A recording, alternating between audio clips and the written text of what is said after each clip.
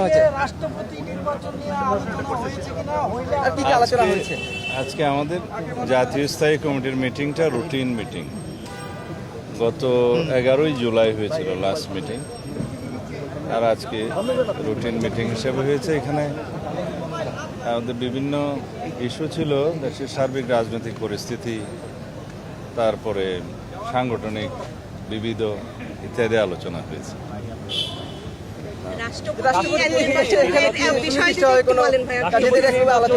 আপনারা দলীয় চেয়ারম্যানের উপর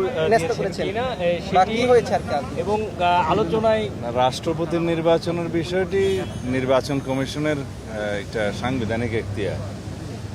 সাংবিধানিক এখতিয়ার হিসেবে দুইটা আছে, নির্বাচন কমিশনের একটা সংসদ নির্বাচন আর একটা রাষ্ট্রপতি নির্বাচন। রাষ্ট্রপতির পদ শূন্য হলে মাননীয় স্পিকার অস্থায়ীভাবে ভারপ্রাপ্ত রাষ্ট্রপতি দায়িত্ব পালন করছেন।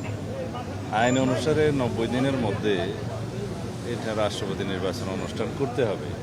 তো সেই লক্ষ্যে নির্বাচন কমিশন তো ইতিমধ্যে প্রেসে বলেছে কথাবার্তা যে তারা প্রস্তুত আছে রাষ্ট্রপতি নির্বাচন আয়োজন করার জন্য। সেটা তারা তফসিল ঘোষণা করতে পারে। তফসিল ঘোষণা করলে দলের পক্ষ থেকে প্রার্থী কে হবেন সেই দায়িত্ব আমরা মাননীয় চেয়ারম্যান হিসেবে আমাদের মাননীয় প্রধানমন্ত্রীর উপরে স্থায়ী কমিটি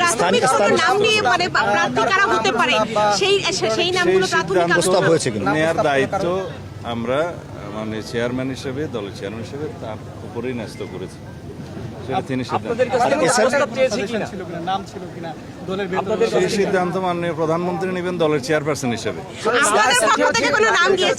মাননীয় মন্ত্রী আরেকটা বিষয় হচ্ছে, সেপ্টেম্বরে তো এই যে মানে সংবিধান অনুযায়ী যেহেতু 90 দিনের মধ্যে এরা বিশেষ অধিবেশনের মাধ্যমে তো করা যায় রাষ্ট্রপতি নির্বাচন, এই বিশেষ অধিবেশন হওয়ার কোনো সম্ভাবনা আছে কিনা বা বিএনপি সেটা মনে করে কিনা, এই ধরনের আলোচনা এখানে হয়েছে? নির্বাচন কমিশন তফসিল ঘোষণা করলে মনোনয়নপত্র বিক্রি হবে, জমা হবে, যাচাই বাছাই হবে। বাছাইয়ের পরে যদি সিঙ্গেল প্রার্থী হয় সেই ক্ষেত্রে আর নির্বাচন করতে হয় না। যদি একাধিক প্রার্থী হয় তাহলে জাতীয় সংসদের জন্য একটা বিশেষ অধিবেশন আহ্বান করার নিয়ম আছে। সেটা মাননীয় স্পিকারের সাথে আলাপ করে নির্বাচন কমিশন সেই দিনটি ঠিক করেন। স্থানীয় সরকার নির্বাচন নিয়ে কি সিদ্ধান্ত হলো? স্থানীয় সরকার নির্বাচন বিষয়ে মাননীয় মহাসচিব কথা বলেছেন নিশ্চয়ই? না, বলেননি। দলীয় মনোনয়ন থাকবে কিনা? স্থানীয় সরকার নির্বাচনের জন্য ইতিপূর্বে মাননীয় স্থানীয় সরকার মন্ত্রী হিসেবে তিনি তো বলেছেন যে আমরা এই বছরের শেষের দিকে অথবা আগামী বছরের প্রথম দিকেই স্থানীয় সরকার নির্বাচন অনুষ্ঠানের জন্য প্রস্তুত আছে। সেই হিসেবেই প্রস্তুতি চলছে।